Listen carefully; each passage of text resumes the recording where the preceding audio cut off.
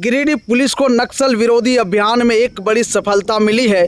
भाकपा माओवादी की area committee सदस्य और कई मामलों में वांछित महिला नक्सली अनीता किस्कू उर्फ बबीता ने पुलिस के समक्ष आत्मसमर्पण किया। उसने झारखंड सरकार की आत्मसमर्पण एवं पुनर्वास नीति नई दिशा एक नई पहल से प्रभावित होकर मुख्य धारा में लौटने का फैसला लिया। पुलिस का कहना है कि इस कदम से क्षेत्र में नक्सली गतिविधियों पर और प्रभावी अंकुश लगेगा। गिरिडीह पुलिस कार्यालय में आयोजित कार्यक्रम के दौरान करीब 30 वर्षीय महिला नक्सली अनीता किस्कू उर्फ बबीता ने पुलिस अधीक्षक और अन्य वरिष्ठ अधिकारियों की मौजूदगी में आत्मसमर्पण किया। बताया गया कि वह वर्ष 2009 में नक्सली संगठन से जुड़ी थी और बाद में भाकपा माओवादी की एरिया कमेटी सदस्य बनी। उसके खिलाफ झारखंड के विभिन्न थानों में हत्या के प्रयास, पुलिस पर हमला, विस्फोटक अधिनियम, यूएपीए और आर्म एक्ट समेत कई गंभीर मामले दर्ज हैं। पुलिस के मुताबिक संगठन के भीतर शोषण, लगातार चल रहे नक्सल विरोधी अभियान और सरकार की पुनर्वास नीति से प्रभावित होकर उसने हिंसा का रास्ता छोड़ने का निर्णय लिया। गिरिडीह पुलिस ने कहा कि आत्मसमर्पण करने वाले नक्सलियों को सरकार की पुनर्वास नीति का लाभ दिया जाएगा और उम्मीद है कि इससे अन्य उग्रवादी भी मुख्य धारा में जुड़ने के लिए प्रेरित होंगे। उनको देना चाहिए कि गलत रास्ता में ना रहे, सही रास्ता में जुड़ जाए और गलत रास्ता को छोड़ के मुख्य धारा में आए। आज गिरिडीह जिला पुलिस के समक्ष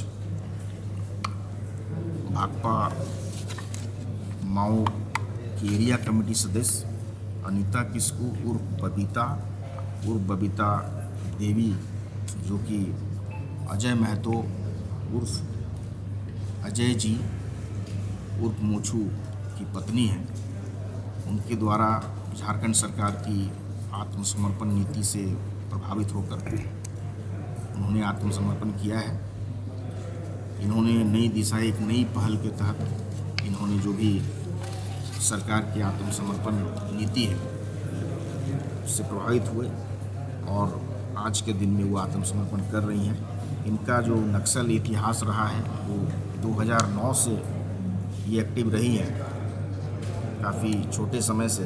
उसके बाद 2014 में ये संगठन में संतोष महतो, भवन महतो और पतिराम महतो के संपर्क में आई और 2017 से इनको एरिया कमेटी की जिम्मेवारी दी गई, जो न केवल गिरिडीह के मधुबन थाना क्षेत्र में एक्टिव थी बल्कि आवश्यकता पड़ने पर इनको इन जगहों पे भी भेजा जाता था और ये जाती थी, जिसमें ये सुरक्षा बलों को नुकसान पहुंचाना, जो भी आर्म्स है उसको कैसे ये जमा करना, विस्फोट करने और कराने में सामग्रियों को ले जाना, मदद करना, इन सभी चीज़ों में ये लगी रहती थी। परंतु जब इन्हें एहसास हुआ कि झारखंड सरकार की आत्मसमर्पण नीति बहुत ही अच्छी बनी है और उसके तहत इनको आत्मसमर्पण करना चाहिए, उसी से आकर्षित होते हुए ये आज इन्होंने आत्मसमर्पण किया है। इनके विरुद्ध पूर्व से भी हम लोग गिरिडीह जिले में अभी तक 2 कांडों में और बाकी अन्य जगहों में कुल 15 कांडों में ये वांछित रही हैं। हालांकि इनके आपराधिक इतिहास अभी भी हम लोग तलाश रहे हैं।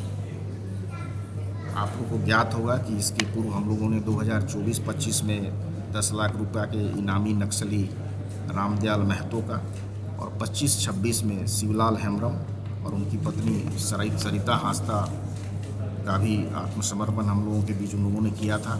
पूरे आत्मसमर्पण में तो गिरिडीह जिला पुलिस के साथ साथ CRPF 154 बटालियन के कमांडेंट और द्वितीय कमान अधिकारी और पूरी टीम का सराहनीय सहयोग रहा है। हम लोग आने वाले समय में जो भी बचे खुचे नक्सली हैं उन सभी से ये आग्रह करते हैं कि आप पहले देखें झारखंड सरकार की आत्मसमर्पण नीति, एक नई दिशा, नई पहल को। उसमें आपके लिए काफ़ी संभावनाएं रखी गई हैं। आप अनावश्यक जो विध्वंसक चीज़ें आप करते हैं उनको छोड़ करके आप मुख्य धारा में आएँ, आपका स्वागत रहेगा और आप बेहिचक होकर के आप आएँ ताकि सरकार की सारी योजनाएं को ज़मीन धरातल तक बेहतर तरीके से पहुँचाया। ठीक।